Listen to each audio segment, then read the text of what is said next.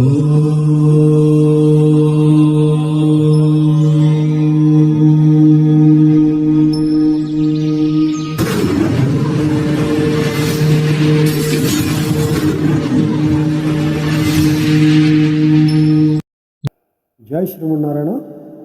త్రిగుణ పాడ్కాస్ట్కి స్వాగతం.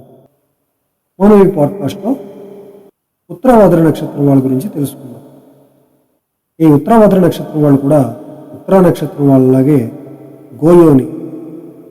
దీని ఫలితంగా పశు సంపద, ధనం, అందం, పాలు తాగడంలో ఇష్టత, ఇతరుల పనులు చేసి పెట్టడంలో శ్రద్ధ కలిగి ఉంటారు. ఇక నక్షత్ర ప్రకారంగా వీరు ధర్మగుణం కలిగి ఉంటారు. అలాగే జనుల అండదండలు కూడా కలిగి ఉంటారు.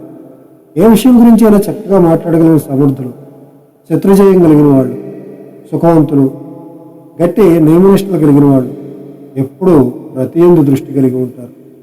మంచి స్నేహితులు కలిగిన వాళ్ళు, ఎటువంటి పని ఎందైనా నేర్పగలవారు. కొంత ఆలోచన కూడా వెనుకపరుచుకుంటే మరింత అభివృద్ధిని చెందగలరు. ఎవరి వల్ల పనులు సానుకూలంగా అవుతుందో తెలుసుకుని వారిని మంచి చేసుకోగల మేధావులు. వీరు కలిగే వ్యతిరేకతలు కూడా చివరికి మంచిగా దారితీస్తాయి. అన్ని స్థాయిల్లోనూ అన్ని రకాల మనస్తత్వాలు కలిగిన వాళ్ళు వీరితో స్నేహం చేస్తారు. వీరి జీవిత భాగస్వామి, పిల్లల వల్ల కూడా ప్రభాభిమానాలు పొందుతారు. సుఖ సంతోషాలని అందుకుంటారు. వీరు సొంత ఊరికి దూరంగా జీవించడం సర్వసాధారణమైన విషయం. ఇక స్త్రీల విషయానికి వస్తే వీరు కొంత అహంకారం కలిగి ఉంటారు. అలాగే అధికంగా కూడా ఖర్చులు చేస్తూ ఉంటారు. కనిపించడానికి వీళ్ళు శాంతంగానే ఎక్కువగా కనిపిస్తూ ఉంటారు. ధనము మన్నించగలిగిన మనసు కూడా కలిగి ఉంటారు. గౌరవ మర్యాదలు అందుకోగలరు. భర్త వలన, సంతానం వలన సుఖ సంతోషాలు కలుగుతాయి. ఇది ఈ నక్షత్రంలో మొదటి భాగంలో పుట్టిన వాళ్ళు మనసు నందు అనేక విధాలుగా ఆలోచిస్తూ ఉంటారు. శరీరం నందు ఎక్కువగా వెంట్రుకలు కలిగి ఉంటారు. వీళ్ళు మంచివాళ్ళు, గుర్తింపు కూడా తెచ్చుకునేవాళ్ళు. కోపం ఎక్కువగా కలిగిన వాళ్ళు. మనసు పలు రకాలుగా మార్పు చెందుతూ ఉంటుంది. సన్నని శరీరం కలిగి ఉంటారు. ఇక రెండో భాగానికి వస్తే బక్కగా ఉంటారు.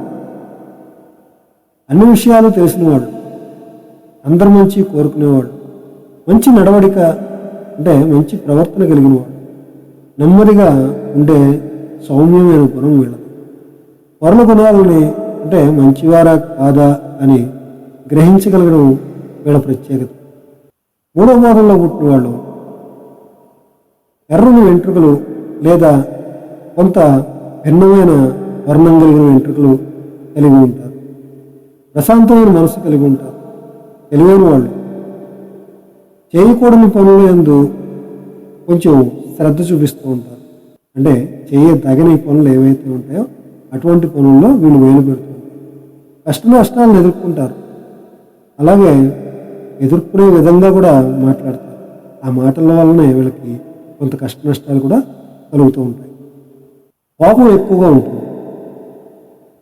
ఇక నాలుగో పాదంలో పుట్టిన వాళ్ళు ఎవరో ఒకరి దగ్గర పని చేస్తూ ఉండడం జరుగుతుంది.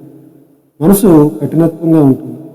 ఇతరుల నుండి ఎప్పుడూ ఏదో ఒకటి ఎవరో ఒకరిని ద్వేషిస్తూ ఉంటారు. అత్యంత సాహసం కలిగి ఉంటారు. అడిగిన వారికి సహాయం లేదనకుండా చేస్తారు. వీరికి రక్తపరమైన ఇబ్బందులు అంటే అనారోగ్యం కలుగుతుంది. కనుక ఈ విషయాల్లో జాగ్రత్తగా శ్రద్ధగా ఉండాలి. ఇది ఉత్తరాభద్ర నక్షత్రం గురించి టూకీగా. మనం మళ్ళీ రేవతి నక్షత్రంలో కలుసుకుందాం. జై శ్రీమన్నారాయణ.